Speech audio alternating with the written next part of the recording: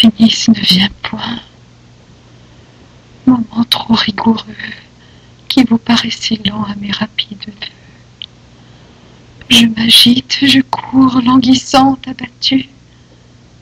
La force m'abandonne et le repos me tue. Phinis ne vient point. Oh, que cette longueur d'un présage funeste épouvante mon cœur. Phinis n'aura point de réponse à me rendre.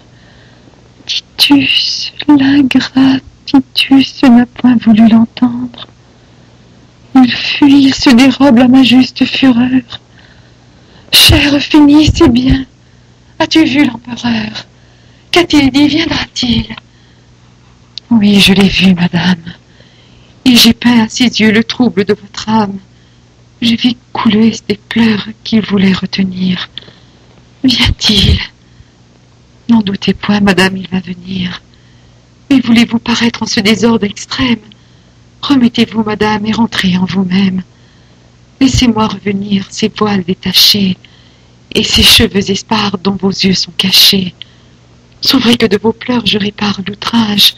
Laisse, Phinis. Il verra son ouvrage.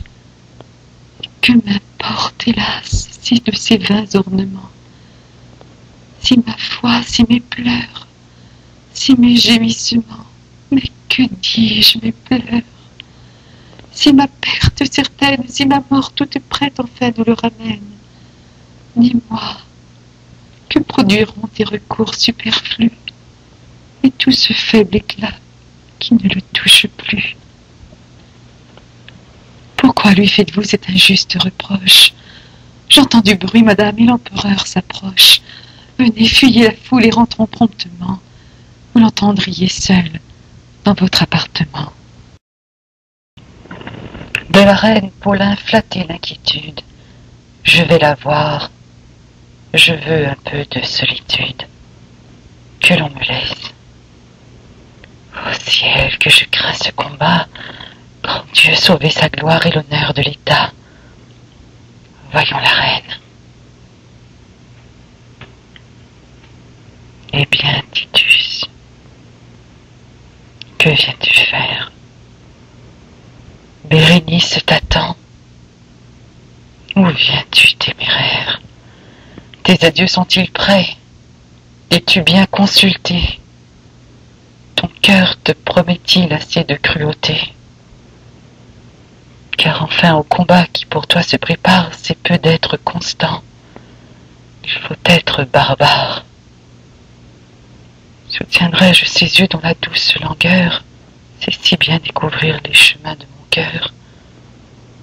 Quand je verrai ses yeux armés de tout leur charme, attachés sur les miens, m'accabler de leur âme, me souviendrai-je alors de mon triste devoir? Pourrais-je dire enfin, je ne veux plus vous voir?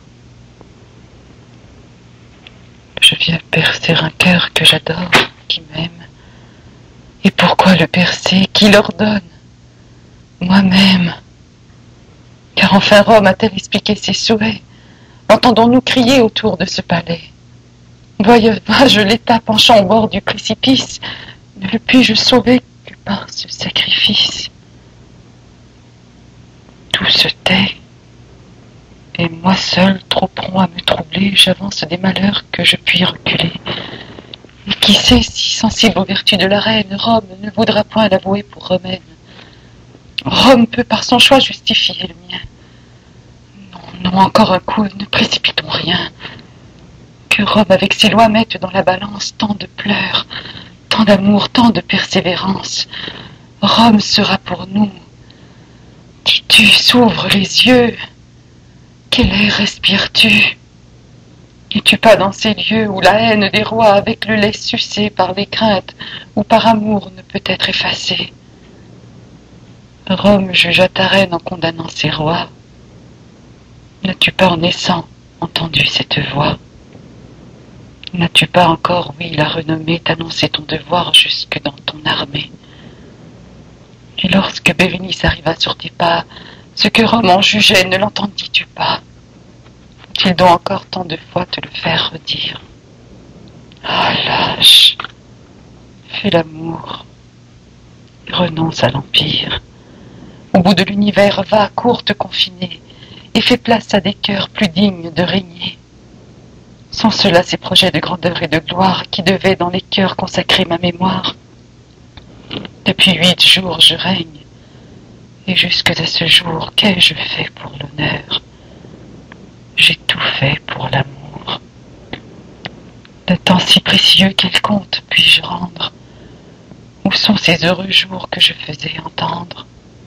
Quels pleurs ai-je séchés? Dans quels yeux satisfaits ai-je déjà goûté le fruit de mes bienfaits? L'univers a-t-il vu changer ses destinées? Sais-je bien combien le ciel m'a compté de journées?